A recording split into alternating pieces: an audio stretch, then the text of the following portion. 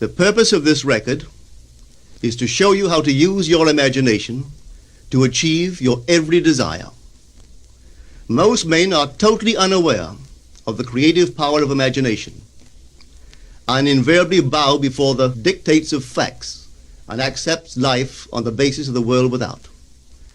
But when you discover this creative power within yourself, you will boldly assert the supremacy of imagination and put all things in subjection to it. When the man speaks of God in man, he is totally unaware that this power called God in man is man's imagination. This is the creative power in man. There is nothing under heaven that is not plastic as potter's clay to the touch of the shaping spirit of imagination. Once a man said to me, "You know, Neville, I love to listen to you talk about imagination. But as I do so, I invariably touch the chair with my fingers and push my feet into the rug, just to keep my sense of the reality and the profundity of things." Well, undoubtedly he is still touching the chair with his fingers and pushing his feet into the rug. But now let me tell you another one who didn't touch with her fingers and didn't push that foot of hers onto the board of the streetcar.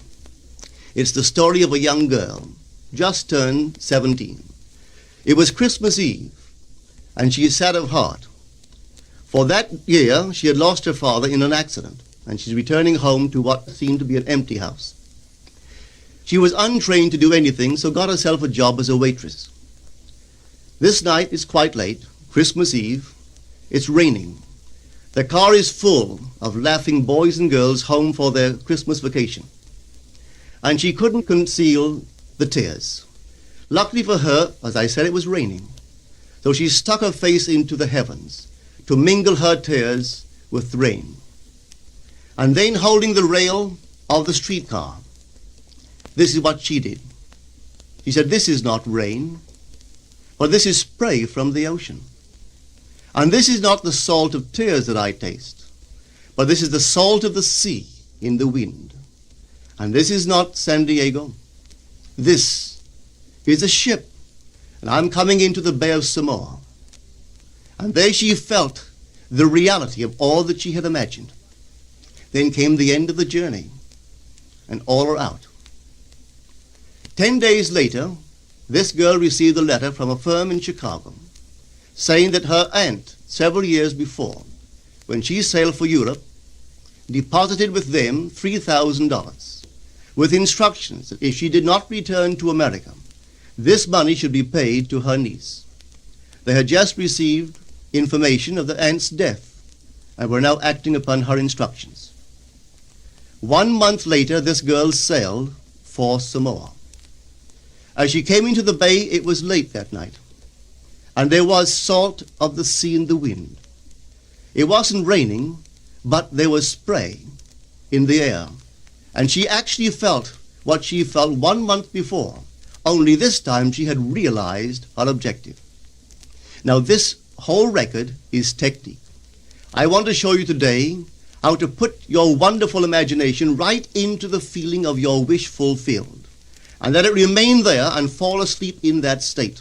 And I promise you from my own experience, you will realize the state in which you sleep if you could actually feel yourself right into the situation of your fulfilled desire and continue therein until you fall asleep. As you feel yourself right into it, remain in it until you give it all the tones of reality, until you give it all the sensory vividness of reality. As you do it, in that state, quietly fall into sleep. And in a way you will never know, you could never consciously devise the means that will be employed, you will find yourself moving across a series of events leading you towards the objective realization of this state. Now here is a practical technique. The first thing you do, you must know exactly what you want in this world. When you know exactly what you want, make as lifelike a representation as possible of what you would see and what you would touch and what you would do, and physically moving in such a state. For example, suppose I wanted a home, but I had no money, but I still know what I want. without taking anything into consideration, I would make as lifelike a representation of the home that I would like, with all the things in it that I would want. And then, this night, as I would go to bed, I would, in a drowsy, sleepy state, the state that borders upon sleep, I would imagine that I am actually in such a house, that were I to step off the bed, I would step upon the floor of that house. Were I to leave this room, I would enter the room that is adjacent to my imagined room in that house. And while I am touching the furniture and feeling it to be solidly real, and while I am moving from one room to the other in my imaginary house, I would go sound asleep in that state. And I know that in a way I could not consciously devise, I would realize my house. I have seen it work time and time again. If I wanted promotion in my business, I would ask myself what additional responsibilities would be mine were I to be given this great promotion. What would I do? What would I say? What would I see? How would I act? And then in my imagination, I would begin to see and touch and do and act as I would outwardly see and touch and act were I in that position. If I now desired the mate of my life, were I now in search of some wonderful girl or some wonderful man, what would I actually find myself doing that would imply that I have found my state? For instance, suppose now I was a lady. One thing I would definitely do, I would wear a wedding ring. I would take my imaginary hands and I would feel the ring that I would imagine to be there. And I would keep on feeling it until it seemed to me to be solidly real. I would give it all the sensory vividness I am capable of giving anything. And while I am feeling my imaginary ring, which implies I am married, I would sleep. This story is told us in the Song of Songs, or the Song of Solomon. It is said, "At night on my bed, I sought him whom my soul loveth. I found him whom my soul loveth, and I would not let him go, until I brought him into my mother's house, right into the chamber of her that conceived me." If I would take that beautiful poem and put it into modern English, into practical language, it would be this. While sitting in my chair, I would feel myself right into the situation of my fulfilled desire. And having felt myself into that state, I would not let it go. I would keep that mood alive, and in that mood, I would sleep. That is, taking it right into my mother's chamber, into the chamber of her that conceived me. You know, people are totally unaware of this fantastic power of the imagination. But when man begins to discover this power within him, he never plays the part that he formerly played. He doesn't turn back and become just the reflective life. From here on in, he is the affecter of life. The secret of it is to center your imagination in the feeling of the wish fulfilled and remain therein. For in our capacity to live in the feeling of the wish fulfilled lies our capacity to live the more abundant life. Most of us are afraid to imagine ourselves as important and noble individuals, secure in our contribution to the world, just because at the very moment that we start our assumption, reason and our senses deny the truth of our assumption. We seem to be in the grip of an unconscious urge which makes us cling desperately to the world of familiar things and resist all that threatens to tear us away from our familiar and seemingly safe moorings. But I appeal to you to try it. If you try it, you will discover this great wisdom of the ancients, for they told it to us in their own strange, wonderful, symbolical form. But unfortunately, you and I misinterpreted their stories and took it for history when they intended it as instruction to simply achieve our every objective. You see, imagination puts us inwardly in touch with a world of states. These states are existent, they are present now, but they are mere possibilities while we think of them. But they become overpoweringly real when we think from them and dwell in them. You know, there's a wide difference between thinking of what you want in this world and thinking from what you want.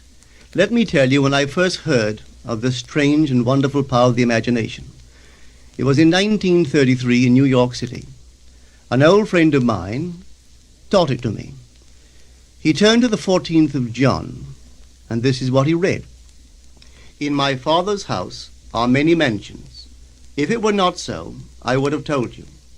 I go to prepare a place for you. And if I go and prepare a place for you, I will come again and receive you unto myself, that where I am, there ye may be also. He explained to me that this central character of the Gospels was human imagination. That mansion was not a place in some heavenly house, but simply my desire. If I would make a living representation of the state desired, and then enter that state and abide in that state, I would realize it. At the time, I wanted to make a trip to the island of Barbados in the West Indies, but I had no money. He explained to me that if I would that night, as I slept in New York City, assume that I was sleeping in my earthly father's house in Barbados, and go sound asleep in that state, that I would realize my trip. Well, I took him at his word and tried it. For 1 month, night after night, as I fell asleep, I assumed I was sleeping in my father's home in Barbados.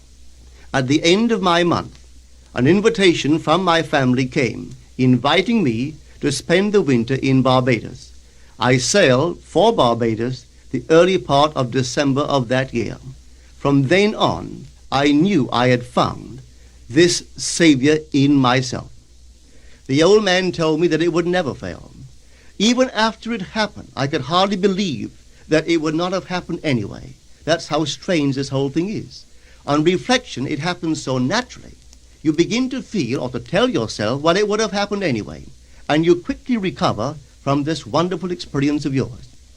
It never failed me if I would give the mood, the imagined mood, sensory vividness.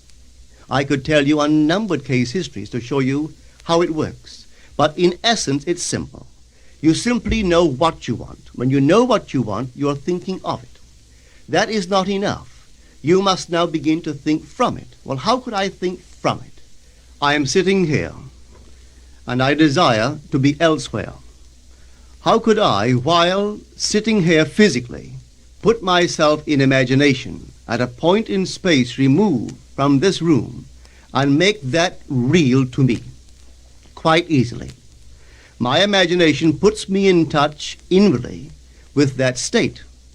I imagine that I am actually where I desire to be. Now, can I tell that I am there? There is only one way to prove that I am there.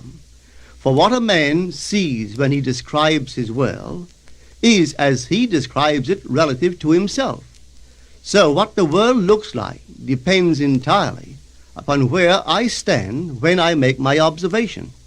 So if, as I describe my world, it is related to that point in space I imagine that I am occupying, then I must be there. I am not there physically, no, but I am there in my imagination, and my imagination is my real self. And where I go in imagination and make it real, there I shall go in the flesh also. When in that state I fall asleep, it is done. I have never seen it fail. So this is the simple technique on how to use your imagination to realize your every objective. Here is a very healthy and productive exercise for the imagination. Something that you should do daily. Daily relive the day as you wish you had lived it, revising the scenes to make them conform to your ideals. For instance, suppose the day's mail brought disappointing news. Revise the letter. Mentally rewrite it and make it conform to the news you wish you had received. Or suppose you didn't get the letter you wish you had received. Write yourself the letter and imagine that you received such a letter. Let me tell you a story that took place in New York not very long ago. In my audience sat this lady who had heard me numberless times. And I was telling the story of revision. that man, not knowing the power of imagination, he goes to sleep at the end of his day, tired and exhausted, accepting as final all the events of the day. And I was trying to show that man should, at that moment, before he sleeps, he should rewrite the entire day and make it conform to the day he wished he had experienced. Here is the way a lady wisely used this law of revision. It appears that 2 years ago she was ordered out of her daughter-in-law's home. For 2 years there was no correspondence. She had sent her grandson at least 24 presents in that interval, but not one was ever acknowledged. Having heard the story of revision, this is what she did. As she retired at night, she mentally constructed 2 letters.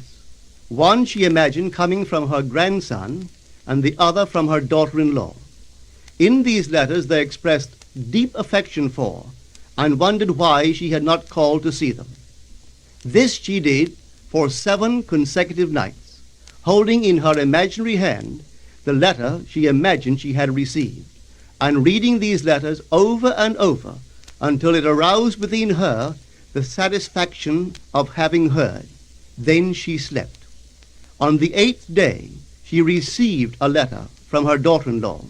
On the inside there were 2 letters, one from her grandson and one from the daughter-in-law. They practically duplicated the imaginary letters that this grandmother had written to herself 8 days before. This art of revision can be used in any department of your life. Take the matter of health. Suppose you were ill. Bring before your mind's eye the image of a friend. Put upon that face an expression which implies that he or she sees in you that which you want the whole world to see. Just imagine he is saying to you that he has never seen you look better, and you reply, I have never felt better. Suppose your foot was injured. Then do this. Construct mentally a drama which implies that you are walking, that you're doing all the things that you would do if the foot was normal, and do it over and over and over until it takes on the tones of reality. Whenever you do in your imagination that which you would like to do in the outer world, that you will do in the outer world. The one requisite is to arouse your attention in a way and to such intensity that you become wholly absorbed in the revised action. You will experience an expansion and refinement of the senses by this imaginative exercise, and eventually achieve vision in the inner world. The abundant life promised us is ours to enjoy now, but not until we have the sense of the Creator as our imagination can we experience it. Persistent imagination, centered in the feeling of the wish fulfilled, is the secret of all successful operations. This alone is the means of fulfilling the intention.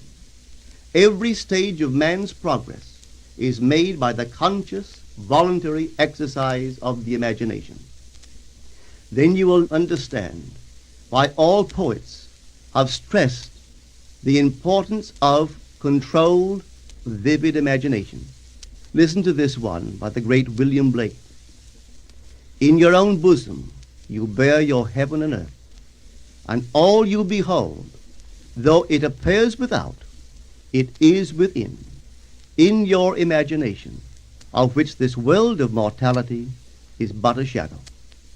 Try it, and you too will prove that your imagination is the Creator.